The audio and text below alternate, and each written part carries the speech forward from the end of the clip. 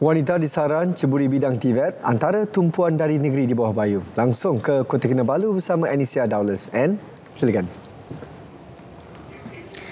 Ya, sahih. Lebih ramai wanita desa disaran menceburi bidang TVET sebagai pilihan kerjaya masa depan. Ia bukan sahaja meningkatkan kemahiran, malah menjana pendapatan sekaligus melahirkan wanita berdikari. Menurut Timbalan Perdana Menteri Datuk Seri Dr. Ahmad Zahid Hamidi, TVET bukan sekadar teknologi, sebaliknya turut melibatkan bidang berkaitan kehidupan seharian seperti pertanian, kecantikan dan perniagaan digital. Beliau berucap merasmikan program Inspirasi Wanita Luar Biasa TVET Jelita Giat Mara 2025. Beliau yang juga Menteri Kemajuan Desa dan Wilayah KKDW akan bekerjasama dengan MARA bagi memperbanyak akses latihan TVET terutama di kawasan pedalaman.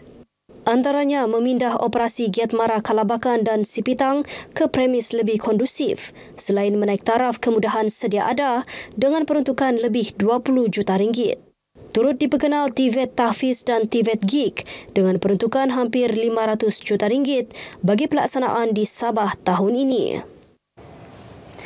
Bagi membuka peluang lebih luas kepada golongan wanita menjana pendapatan, Giat Mara memperkenalkan kursus baharu iaitu Beverage Management di Giat Mara Sepanggar serta masakan dan pramusaji di Giat Mara Sandakan.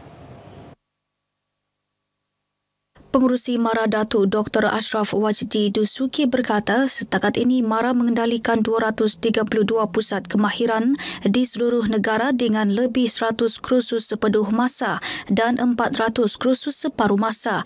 Di Sabah terdapat 28 pusat Giat MARA yang menawarkan lebih 70 kursus kemahiran. Beliau turut menggalakkan pekerja ekonomi gig memanfaat kursus jangka pendek TVET yang fleksibel dengan allowance khas. Tahun ini lebih 1,000 pekerja ekonomi gig mendapat manfaat kursus ini. Beliau menyatakan demikian dalam program Inspirasi Wanita Luar Biasa TVET Jelita Giat Mara 2025. Program dirasmikan Timbalan Perdana Menteri Datuk Seri Dr. Ahmad Zahid Hamidi. 278 wanita menyertai program berkenaan dengan fokus kemahiran jahitan, pastri, kecantikan, kraf tangan dan teknikal asas. Kadar kebolehpasaran graduan TVET Kementerian Belia dan Sukan KBS capai 97.01% pada tahun 2024. Pencapaian ini membuktikan tenaga pengajar Institut Latihan Kemahiran KBS berkualiti dan komited melahirkan graduan berkemahiran tinggi. Menurut Timbalan Ketua Setiausaha Strategi KBS, Chan Hon Jin, KBS sentiasa menambah baik kursus di Institut Latihan Kemahiran Belia dan Sukan. Sejajar Dasar Belia Malaysia DBM dan Model Pembangunan Belia Madani 2030 bagi memberi kemahiran agar golongan belia berdaya saing dan memenuhi pasaran kerjaya semasa. Beliau berucap merasmikan istiadat Convocation Institut Kemahiran Belia Negara IKBN Kinarut ke-17 tahun 2025. 171 graduan IKBN Kinarut menerima Diploma Teknologi Elektrik, Sijil Teknologi Elektrik dan Sijil Lanjutan Teknologi Elektrik. Golongan belia di luar sana yang berminat untuk memasuki bidang kemahiran khususnya TVET, IKBN ini salah satu tempat di mana tuan-tuan semua boleh menimba ilmu. Bukan sekadar menimba ilmu berkenaan dengan kemahiran, tetapi salah satunya dapat membina jati diri yang meyakinkan. Jangan memilih tempat belajar lah.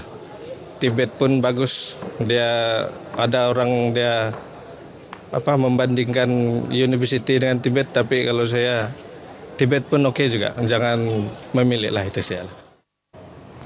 Penjawat awam aset utama kerajaan negeri, mereka berperanan melaksana dasar digubal dan menterjemahkannya kepada tindakan yang memberi manfaat kepada rakyat dan pembangunan Sabah. Tegas Ketua Menteri Datuk Seri Panglima Haji Jinor, tanpa sokongan komitmen dan kecekapan warga perkhidmatan awam, segala perancangan kerajaan termasuk pelaksanaan Pelan Pembangunan Sabah Maju Jaya SMJ tidak dapat dicapai dengan berkesan.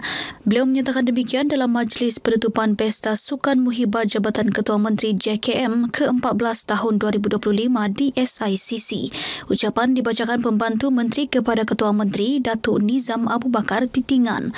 Pesta Sukan Muhibah bukan sekadar pertandingan, sebaliknya platform membina semangat kekitaan, disiplin serta memperkukuh perpaduan dalam kalangan peserta. Dewan Bandaraya Kota Kinabalu di BKK muncul juara, manakala tempat kedua dan ketiga masing-masing milik Yayasan Sabah dan JKM Perdana. Bagi memastikan Sabah menjadi peneraju industri kreatif dan mampu bersaing di peringkat nasional dan antarabangsa, penggiat media disaran memperkukuh peranan industri kreatif sebagai pemangkin pembangunan negeri.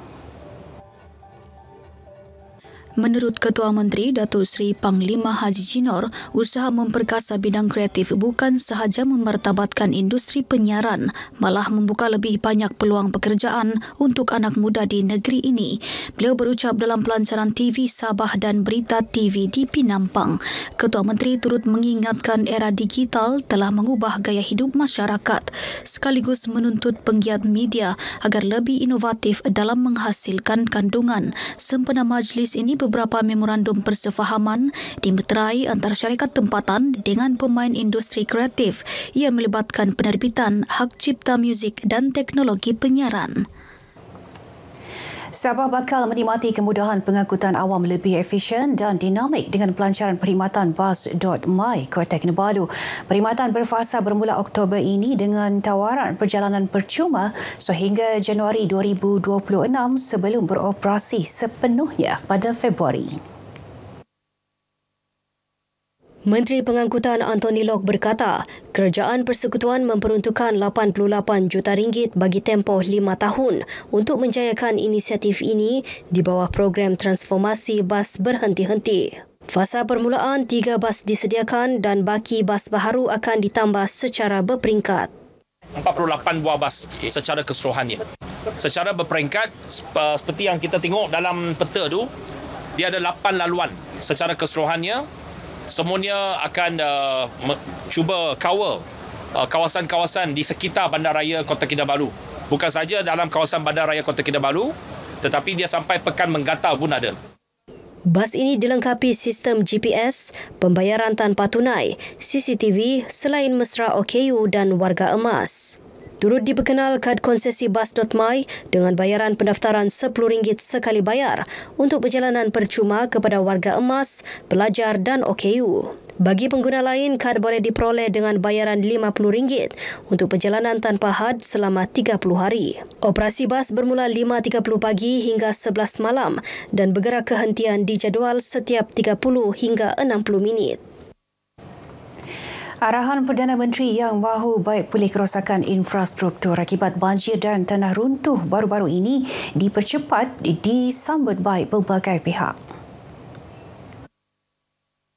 Bagi Focal Person Kebangsaan Kementerian Pendidikan KPM, Datuk Muhammad Arif Tun Sakaran, tindakan mempercepat pembaikan terutama melibatkan sekolah dan Institut Pendidikan Guru IPG Gaya bukti keprihatinan kerajaan terhadap aspek pendidikan di Sabah.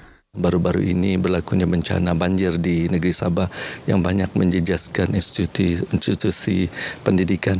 Jadi saya berharap pengumuman yang dibuat dapat disegerakan kerana institusi ini sangat memerlukan tempat yang selesa. Semoga mereka dapat duduk di tempat pengajian masing-masing di sekolah-sekolah dengan selesa. Beliau ditemui selepas merasmikan Konvensyen YDP PIBG peringkat daerah Kota Kinabalu. Penghargaan turut dizahirkan kepada kerajaan negeri yang menyalurkan bantuan kewangan menerusi tabung pendidikan negeri Sabah kepada lebih 50 sekolah dan IPG Gaya yang terjejas bencana. Usaha seiring komitmen kerajaan negeri mempertingkat aspek pendidikan seperti dalam Pelan Pembangunan SMJ. Baik, sekian perkongsian dari negeri di bawah bayu. Kembali bersama Sahih untuk lebih banyak perkembangan semasa dalam negara.